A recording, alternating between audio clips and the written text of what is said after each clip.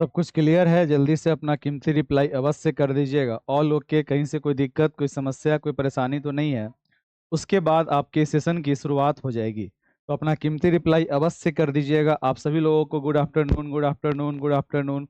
और बताइए, आशा करता हूं कि आप लोगों का एग्जाम बेहतर नहीं बेहतरीन गया होगा। तो आइए जल्द से आज हम लोग फिर क्या करें, तो समझने का प्रयास करें, अर्थात अपने F12 को। एक प्रकार का ऐसा विषय है जहां पे आपको टेक्नोलॉजी का सब कुछ ध्यान में रखते हुए लिखने का कार्य करना है।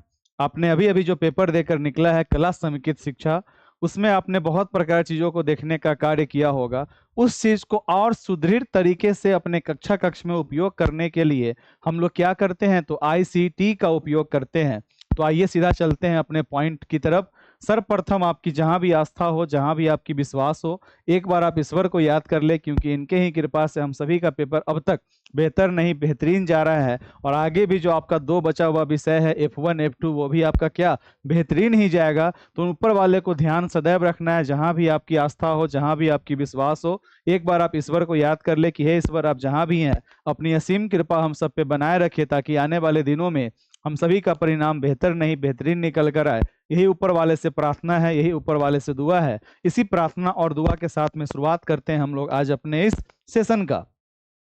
देखिए, सबसे पहला बात आपका होता है शिक्षा में सूचना एवं संचार तकनीक। कहने का आपका आशय क्या हुआ, अर्थात अभी के इस समकालीन परिवेश में जो अभी का अपना एट ए प्रेजेंट टाइम में हमारा एजुकेशन चल रहा है।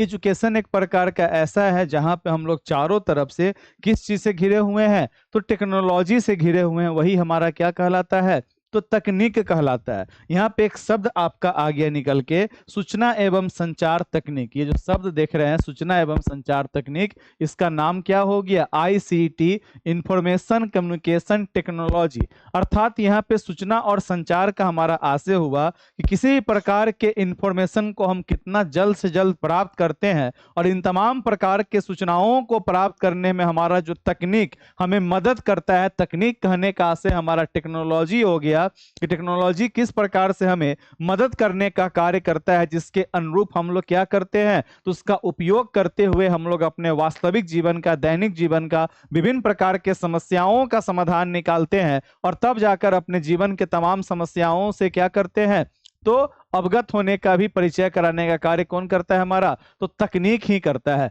सर्वप्रथम इस विषय के अंतर्गत में अगर आपसे प्रश्न पूछता है, तो आप में से बहुत प्रकार के हमारे ऐसे मित्र होंगे, मैंने कल रात भी आपको समझाने का काम किया था, कंप्यूटर का मैंने आपको उदाहरण देने का काम किया था।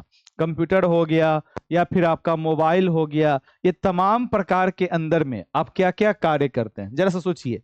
आप ये मत सोचिएगा कि कंप्यूटर हमको नहीं आता है, हम कभी नहीं देखे हैं, कभी नहीं चलाए हैं, ऐसा मत सोचिए। जो काम आपका मोबाइल करता है उतना ही काम कंप्यूटर करता है, जबकि मोबाइल से कम ही काम आपका कंप्यूटर भी करता है। इसीलिए आप जो जो कार्य अपने मोबाइल के माध्यम से कर सकते हैं शैक्षिक, फॉर एग्जाम्पल अभी आप इस क्लास को कर रहे हैं अपने मोबाइल पर, आपका एग्जाम का फॉर्म भरिएगा मोबाइल पे, एग्जाम का एडमिट कार्ड देखिएगा मोबाइल पे, उसके बाद आपका रिजल्ट आएगा मोबाइल पे, ऑनलाइन अभी आप क्लास कर रहे हैं मोबाइल पे, ऑनलाइन विभिन्न प्रकार के स्कॉलरशिप का फॉर्म भरते हैं मोबाइल पे, जितने भी प्रकार के आपके सरकारी कार्यालय के कार्य हो गए, कोई भी प्रकार का चीज आपको अप्लाई करना हो, वह कार्य करते हैं मोबाइल पे।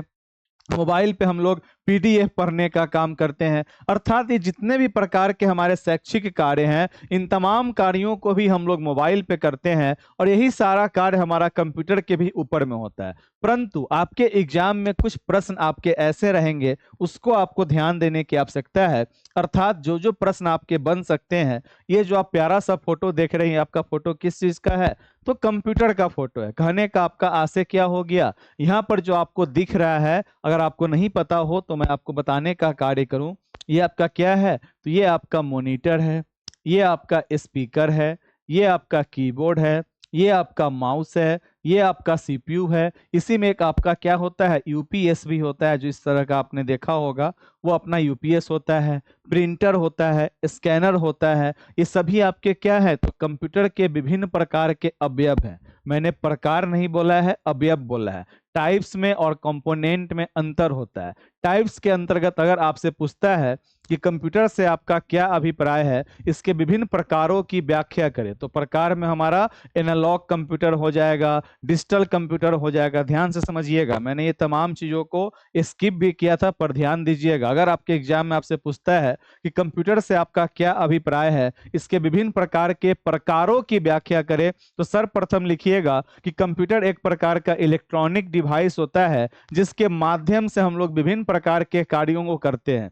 यह एक स्वचालित अर्थात ऑटोमेटिकली ये क्या करता है, कार्य को करता है, परंतु इसे हम जो भी दिशा देते हैं, जो भी निर्देश देते हैं, उसी निर्देश का यह पालन करने का काम करता है। कंप्यूटर एक प्रकार के ऑपरेटिंग सिस्टम पे चलता है। ऑपरेटिंग सिस्टम एक प्रकार का ऐसा सिस्टम होता है जिसके माध्यम से वह तमाम कार्यों को करता है।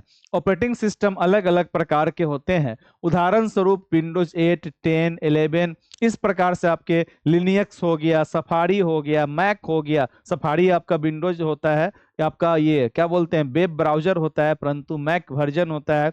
अर्थात कहने का आपका आशय हो गया कि सभी हमारे ऑपरेटिंग सिस्टम, ऑपरेटिंग का मतलब क्या हो गया, ऑपरेट करने वाला। अर्थात हमने कंप्यूटर पे क्या क्लिक किया, तो हमने कंप्यूटर पे राइट क्लिक किया तो उसको एक दिशा मिला, उसको एक निर्देश मिला कि भाई राइट क्लिक करने पे हमें क्या दिखाना है, उस चीज को वो दिखाने का कार्य करेगा। अर्थात ये एक प्रकार का स्वचालित डिवाइस तो है, परंतु इसे हमें निर्देश देने का कार्य करना पड़ता है। कंप्यूटर के विभिन्न प्रकार इस प्रकार से होते हैं। एनालॉग कंप्यूटर हो गया, डिजिटल कंप्यूटर हो गया, मिनी कंप्यूटर हो गया, सुपर कंप्यूटर हो गया। ये सभी आपके क्या हो गए, तो कंप्यूटर के अलग अलग प्रकार हो गए। अगर प्रकार पूछेगा तो ये लिखिएगा, और कंपोनेंट पूछेगा तो कंप्यूटर के अलग अलग प्रकार के अर्थात अलग अलग कंपोनेंट क्या हो गया, अर्थात इसी को हम लोग अवयव बोलते हैं। मॉनिटर हो गया, कीबोर्ड हो गया, माउस हो गया, सीपीयू हो गया, यूपीएस हो गया, स्पीकर हो गया, प्रिंटर हो गया, स्कैनर हो गया। ये सभी क्या हो गए आपके, तो कंप्यूटर के अलग अलग अवयव हो गए। इस चीज को ध्यान रखिएगा। यहाँ पे आपका कंपोनेंट हो गया और ये आपका क्या हो गया, इसके टाइप्स हो गए। तो कंपोनेंट में और टाइप्स में क्या होता है, अंतर होता है। इस चीज को ध्यान रखिएगा। कंप्यूटर से आपका संबंधित ये 2 प्रश्न हो सकता है।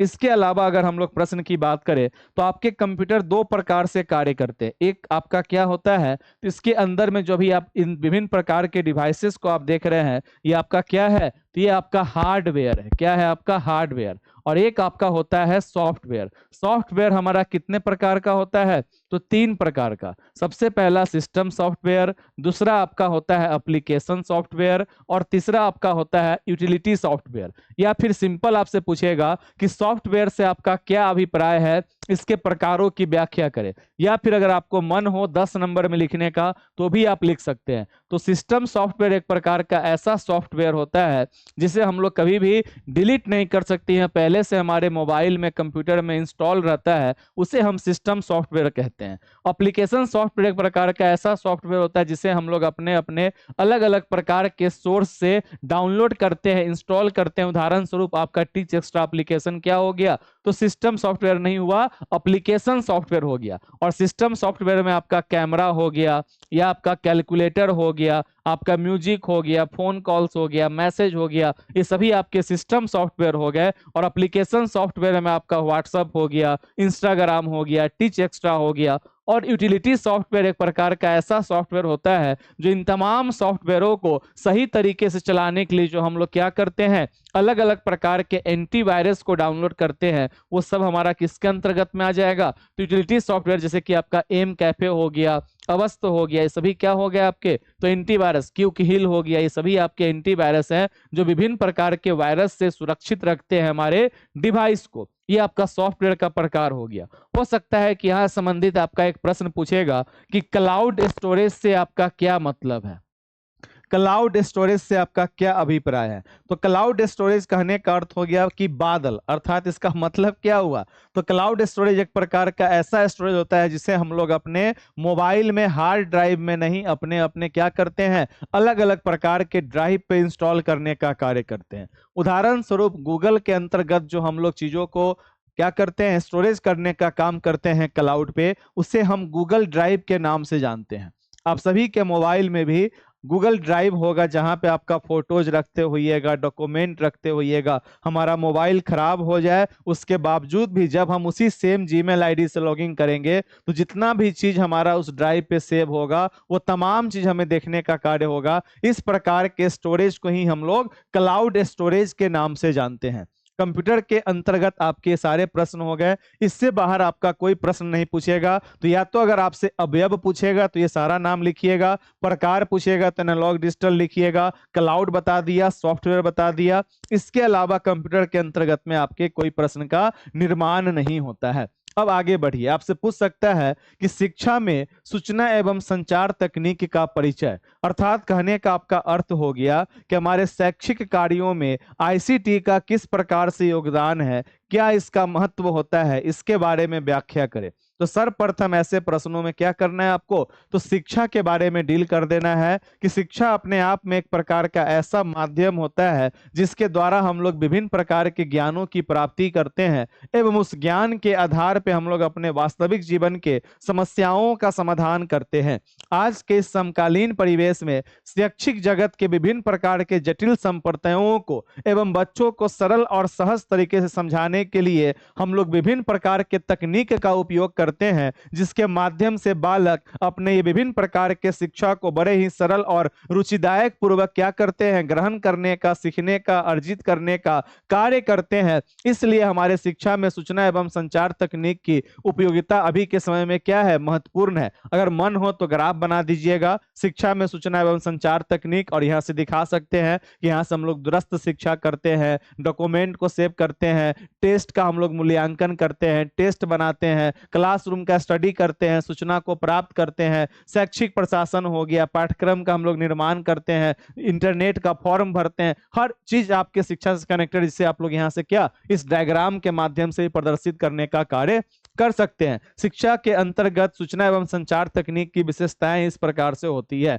नंबर 1 विशेषता में क्या हो जाएगा, किसके माध्यम से बच्चे के अंदर में जिज्ञासा का जन्म होता है, बच्चे आनंद के साथ विषयों को समझ पाते हैं, जटिल संप्रदायों को सरल भाषा में वो समझ पाते हैं, विभिन्न प्रकार के कहानी को, कविता को हम लोग लोकगीत के माध्यम से अर्थात अपने डिजिटल बोर्ड के माध्यम से बच्चों के सामने में प्रदर्शित करने का कार्य करते हैं। विभिन्न प्रकार के कार्यों के माध्यम से आज के समय में पढ़ाई क्या हो गया, अपना आसान हो गया। निष्कर्ष, अतः इस प्रकार से हम लोग कह सकते हैं कि शिक्षा के अंतर्गत आईसीटी के उपयोगिता करने से शिक्षा का स्वरूप पहले से आसान हो गया है, सरल हो गया, रुचिदायक हो गया है, ताकि हर एक बच्चा रुचि के साथ में पढ़ने का कार्य करे। आगे बढ़िए, अगला आपका क्या है, सूचना एवं संचार तकनीक, अर्थात यहाँ पे जो आपको अवयव देखने को मिल रहा है ये आपके आईसीटी के अवयव हो गए, ये आपका कंप्यूटर का अवयव नहीं है। ये आपका सिंपल, अगर आपसे पूछेगा कि सूचना एवं संचार तकनीक से आपका क्या अभिप्राय है, इसके विभिन्न प्रकार के घटकों का या अवयव का वर्णन करें, तो यहाँ पे आपके क्या हो गया, सूचना एवं संचार तकनीक के अंतर्गत जितने भी प्रकार के आपके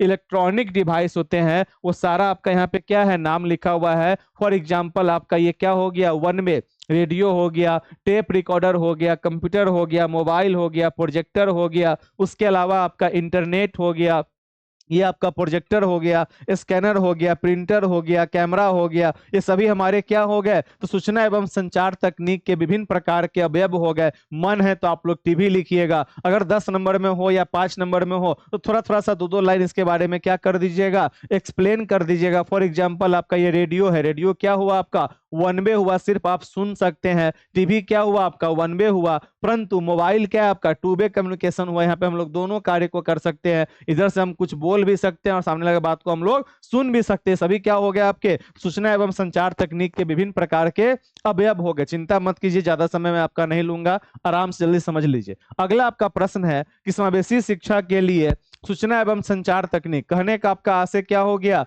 कि भाई जो हमारा समावेशी शिक्षा होता है कैसे हम लोग लिखेंगे, तो सर्वप्रथम आप लोग एक्सप्लेन कीजिएगा कि समावेशी शिक्षा होता क्या है। समावेशी शिक्षा कहने का आपका आशय होता है एक प्रकार का ऐसा शिक्षा जहां पे हम लोग बिना किसी भेदभाव का सभी बच्चों को एक समान रूप से क्या करते हैं, शिक्षा देने का कार्य करते हैं। उस प्रकार के शिक्षा को ही हम लोग समावेशी शिक्षा के नाम से जानते हैं। अभी के इस समकालीन परिवेश में हमारे कक्षा में विभिन्न प्रकार के वैविध्यपूर्ण वातावरण होते हैं और उन तमाम वैविध्यपूर्ण वातावरण में वंचित समूह के बच्चे, उसके बाद विशेष आवश्यकता वाले बच्चे एवं सामान्य बच्चे, सभी बच्चे एक कक्ष में जो मौजूद होते हैं उस प्रकार के कक्षा कक्ष को हम लोग वैविध्यपूर्ण या वैविध या विविधतापूर्ण कक्षा कक्ष के नाम से जानते हैं। और जब एक कक्षा में सामान्य बच्चों के साथ में विशेष आवश्यकता वाले, ब्रैकेट में दिव्यांग या फिर वंचित समूह वाले बच्चे उपस्थित होते हैं, तो उस प्रकार के कक्षा कक्ष के स्वरूप को हम लोग समावेशी शिक्षा के अंतर्गत या समावेशी कक्षा कक्ष के नाम से जानते हैं। अपने इस कक्षा कक्ष के अंदर में सभी बच्चों के आवश्यकताओं के अनुरूप जो हम लोग कार्य करने का प्रयास करते हैं,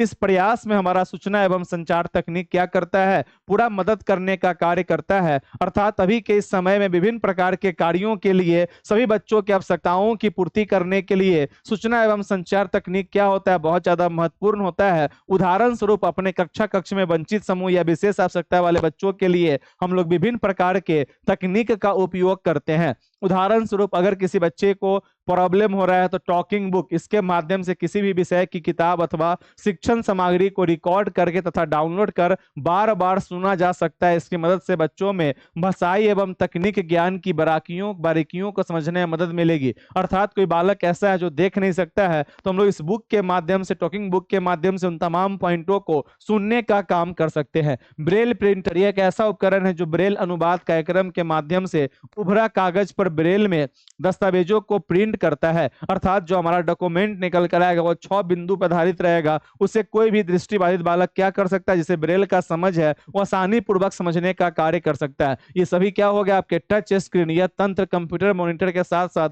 अंतः निर्मित होता है। मॉनिटर को टच करके कोई भी कंप्यूटर कमांड अथवा किसी ऑब्जेक्ट को छोटा या बड़ा देखा जा सकता है। अर्थात ये क्या हो गया, जिसको ज्यादा गामक कार्य करने में प्रॉब्लम हो रहा है वह इस प्रकार के कामों को कर सकता है। टच सेंसिटिव कीबोर्ड, इस कीबोर्ड पर दबाव या टच कर अक्षर, शब्द या चित्रों में परिवर्तन किया जा सकता है। सभी क्या हो गया, आपके हेयरिंग ऐड होता है, इसके बाद आपका ब्रेल डिस्प्ले होता है, या आपका जोजो होता है। जोजो क्या होता है, जोजो एक प्रकार का कर्सर के टाइप का होता है। जैसे वो किसी वर्ड पे जाएगा तो वो वर्ड क्या बोलेगा, यहाँ पे क्या लिखा हुआ सकता, तो बोलेगा सकता। उस प्रकार के तकनीक को हम लोग जोजो के नाम से जानते हैं। हेयरिंग एड्स हो गया। इन तमाम चीजों का उपयोग करते हुए हम लोग अपने कक्षा कक्ष में सभी प्रकार के बच्चों की आवश्यकता के अनुरूप क्या करते हैं, कार्य करने का प्रयास करते हैं। यहाँ पे देखिए बालिका क्या कर रही है, अपने कान में हेडफोन लगाई हुई है और जोजो का उपयोग करते हुए उन तमाम चीजों को सुनने का कार्य कर रही है। लड़की जो है तो सुनने का कार्य कर रही है। आपका क्या हो गया, 6 बिंदु पर आधारित अपना ब्रेल डिस्प्ले हो गया। ये आपका हेयरिंग ऐड हो गया। किसी को सुनने में प्रॉब्लम है तो इसका हम लोग उपयोग करते हैं। इन तमाम प्रकार के तकनीकों के माध्यम से हम लोग अपने कक्षा कक्ष के स्वरूप को समावेशी अर्थात एक समान बच्चों की आवश्यकता के अनुरूप क्या करते हैं, तो मदद करने का प्रयास करते हैं।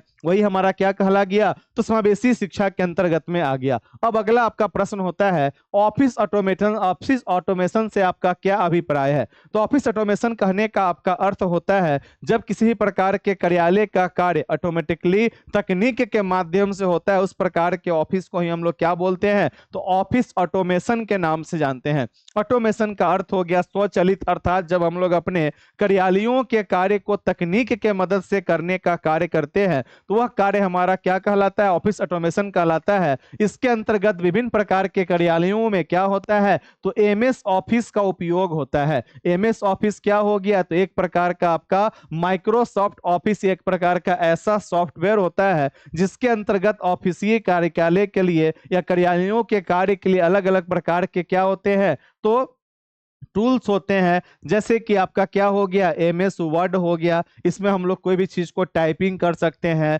एडिट कर सकते हैं, डिलीट कर सकते हैं, कॉपी कर सकते हैं, पेस्ट कर सकते हैं, टेक्स्ट का साइज छोटा बड़ा कर सकते हैं। जितना भी काम हम लोग नॉर्मल अपने टाइपिंग के अनुसार करते हो सारे कार्यों को हम लोग यहाँ पे कर सकते हैं। उसको डिजाइन कर सकते हैं, कलरफुल बना सकते हैं। एक आपका होता है पीपीटी अर्थात पावर पॉइंट प्रेजेंटेशन के नाम से हम लोग इसे जानते हैं। ये कहने का आपका आशय क्या हो गया कि यहाँ पर हम लोग एमएस अर्थात एमएस पीपीटी पावर पॉइंट ये कहलाता है। यहाँ पर हम लोग किसी भी प्रकार के टॉपिक का क्या करते हैं, थीम का, अर्थात अगर मान लीजिए कि मैं आपको यहाँ पे पढ़ाने का काम कर रहा हूँ आईसीटी के बारे में, तो आईसीटी के अंतर्गत में आपका क्या हो गया कि हम लोग अपने कक्षा कक्ष में आईसीटी के ऊपर में हमें क्या करना है, कुछ प्रेजेंटेशन देने का कार्य करना है। और उस प्रेजेंटेशन के लिए हम लोग क्या करेंगे, मैंने आपको एक टॉपिक दिया कि जाइए आज आप समावेशी शिक्षा के ऊपर में एक टॉपिक बना के लाइएगा, अर्थात उसके लिए आप क्या कीजिएगा, पीपीटी बनाना प्रारंभ कर दीजिएगा। और इस पीपीटी को बनाने के लिए हम लोग क्या करेंगे, तो पावर पॉइंट का उपयोग करना प्रारंभ कर देंगे।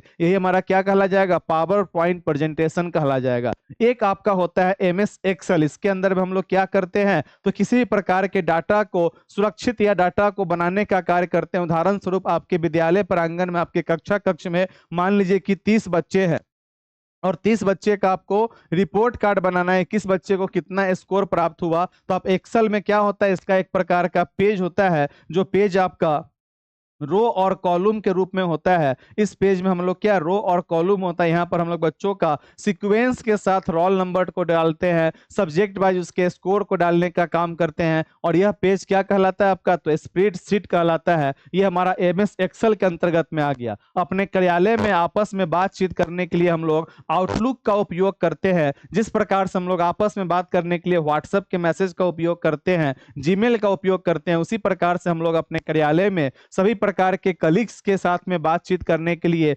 आउटलुक का उपयोग करते हैं, जहां पे हम सभी लोगों का क्या बना रहता है, तो आईडी बना रहता है। और हम सभी लोग आपस में कनेक्ट होकर क्या करते हैं, एक दूसरे के साथ अपने कार्यों को शेयर करने का, बातचीत करने का कार्य करते हैं। इसी को हम लोग आउटलुक के नाम से जानते हैं।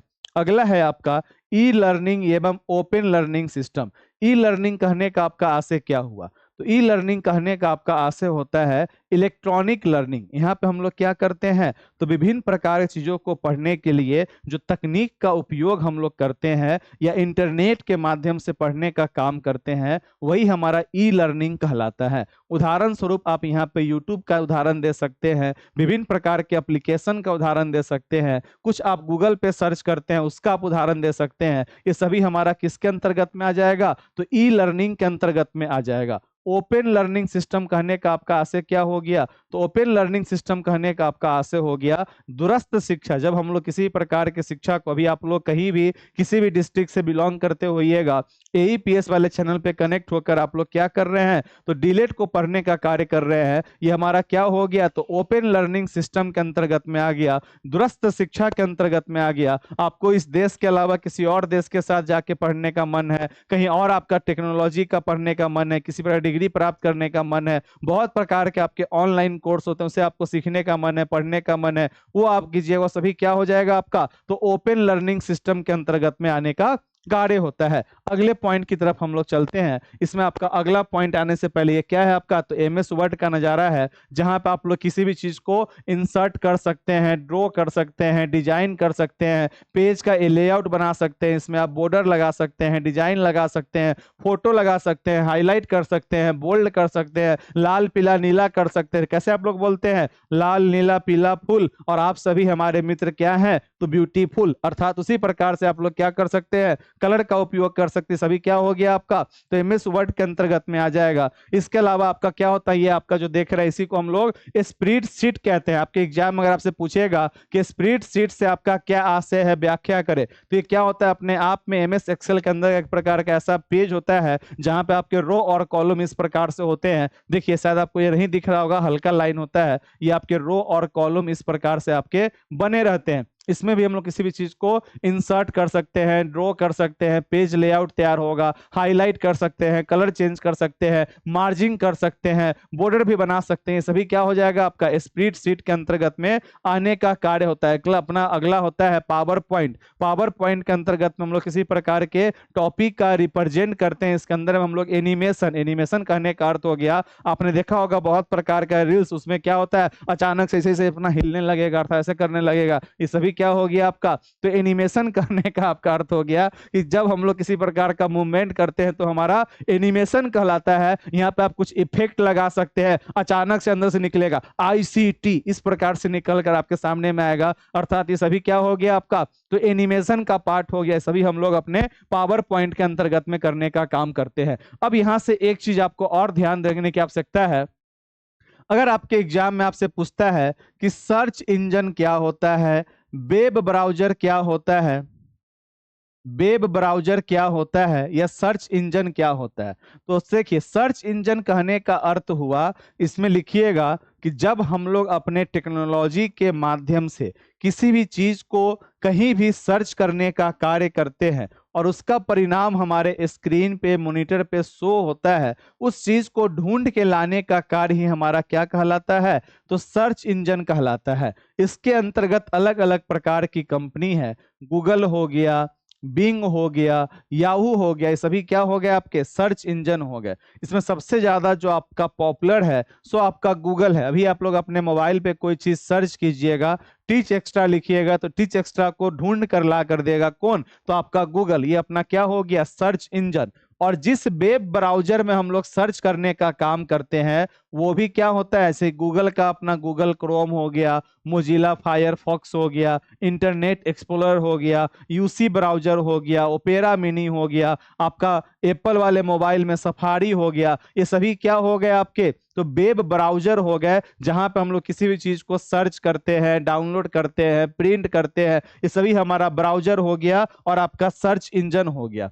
अब इसके अलावा आपके कुछ यहाँ पे प्रश्न बचते नहीं है। सीखने की योजना कहने का आपका अर्थ हो गया कि जो हम लोग लर्निंग प्लान बनाते हैं वहां पे हम लोग किस प्रकार से टेक्नोलॉजी का उपयोग करेंगे, अर्थात हम लोग सर्वप्रथम अपना सीखने की योजना लिखेंगे। उसके अलावा मान लीजिए कि हम अपने कक्ष में हिंदी को पढ़ाने का कार्य कर रहे हैं, या फिर आपके एग्जाम में नॉर्मल पूछेगा कि आईसीटी के उपयोग के माध्यम से गणित, हिंदी या पर्यावरण हम लोग कैसे पढ़ाएंगे। तो हिंदी पढ़ाने में हमें कोई कहानी पढ़ाना है तो हम लोग वीडियो बनाकर दिखा सकते हैं, कविता के लिए हम लोग लोकगीत का कोई रेम सुना सकते हैं, पर्यावरण में हम लोग मैप दिखाने के लिए आईसीटी का उपयोग कर सकते हैं, गणित के बहुत बड़े कैलकुलेशन को हम लोग कैलकुलेटर पे करते हैं, मॉनिटर पे करते हैं, मोबाइल पे करते हैं, सभी क्या हो गए, तो आईसीटी का ही उपयोग के माध्यम से हम लोग बच्चों को सिखाने का कार्य करते हैं। वही आपका प्रश्न है कि भाषा, गणित एवं पर्यावरण अध्ययन में आईसीटी संसाधन का प्रयोग, अर्थात जितने भी प्रकार के आपके संसाधन है, चाहे वो भाषा हो, चाहे गणित हो या पर्यावरण हो, इन तीनों के अंतर्गत में हम लोग मोबाइल का उपयोग करेंगे, कंप्यूटर का करेंगे,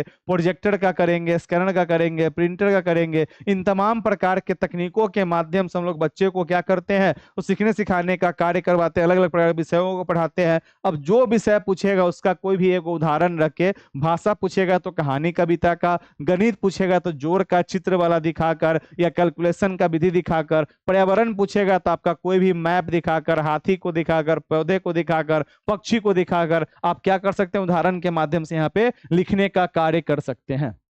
अगला है आपका मूल्यांकन में आईसीटी का महत्व एवं उपयोग। मूल्यांकन कहने का अर्थात सर्वप्रथम यहाँ पे मूल्यांकन लिखिएगा कि अपने कक्ष में किसी भी बच्चे के विभिन्न प्रकार के शैक्षिक गतिविधियों का हम लोग क्या करते हैं, मूल्यांकन करते हैं। मूल्यांकन के लिए विभिन्न प्रकार के तकनीकों का, अर्थात मूल्यांकन मुख्य रूप से 3 प्रकार का होता है, रचनात्मक, योगात्मक, उपचारात्मक। अर्थात रचनात्मक के अंतर्गत में हम लोग अपने कक्षा के बच्चों को पढ़ाने के क्रम में ही जो टेस्ट वगैरह लेते हैं, उनकी समस्याओं को जानते हैं, उसका उपचार करने के लिए हम लोग क्या करेंगे, तो विभिन्न प्रकार के आईसीटी के उपकरण का उपयोग करेंगे। उदाहरण स्वरूप हमारे कक्ष में कोई विशेष आवश्यकता वाला बच्चा है और उसके लिए हमें क्या करना है, मूल्यांकन करना है, तो हम लोग ब्रेल डिस्प्ले का उपयोग करेंगे, ब्रेल लिपि का उपयोग कर सकते हैं, जो का उपयोग कर सकते हैं, सभी क्या हो जाएगा हमारे, तो मूल्यांकन का पार्ट हो जाएगा। और अभी आपके पास में कुछ समय बचेगा तो एक काम प्लीज आप लोग कीजिए कि इन तमाम चीजों को एक बार आपका जो प्ले लिस्ट है उस प्ले लिस्ट में मैंने आपको क्या पढ़ाया हुआ है, तो यूनिट वाइज करके भी मैंने आपको पढ़ाने का काम किया है। तो जो भी आपके छोटे मोटे पॉइंट हो, जो आपका छूटा हुआ होगा, ये मैंने अपने तरफ से आपके लिए क्या कर दिया, गेस कर दिया, उन तमाम बातों पर मैंने चर्चा कर दिया। फिर भी अगर आपको मन में कोई शंका हो तब इस प्रकार के कार्यों को कर सकते हैं। राइट, अगला इसके अंतर्गत में आपका महामैराथन है 27 तारीख को, अब भूलिएगा मत, कल आपका एग्जाम 26 को समाप्त हो जाएगा, 27 को हम लोग महामैराथन करने वाले हैं। राइट, जहां पे हम लोग सीडीपी, मैथ, ईवीएस, हिंदी के प्रश्नों को देखेंगे। टीच एक्स्ट्रा आपका यूट्यूब चैनल है, बस आपसे यही निवेदन है कि मैंने आपके एग्जाम के अंत तक मैं आपके साथ बना हुआ हूं, तो आप भी अपना अवश्य प्रेम और विश्वास बनाए रखिएगा सीटेट के लिए। और अभी आपके पास में ढेर सारा समय बचा हुआ है, ठीक, अभी आपके पास में ढेर सारा समय बचा हुआ है, इस समय का आप लोग उपयोग करें और जाए एक बार क्या करें, तो अध्ययन करने का कार्य करें अपने प्ले लिस्ट से। ठीक है, चलिए तब तक के लिए बाय बाय, मिलते हैं रात में F1 F2 के साथ में। आप लोग के एग्जाम के लिए आपको ऑल दी बेस्ट।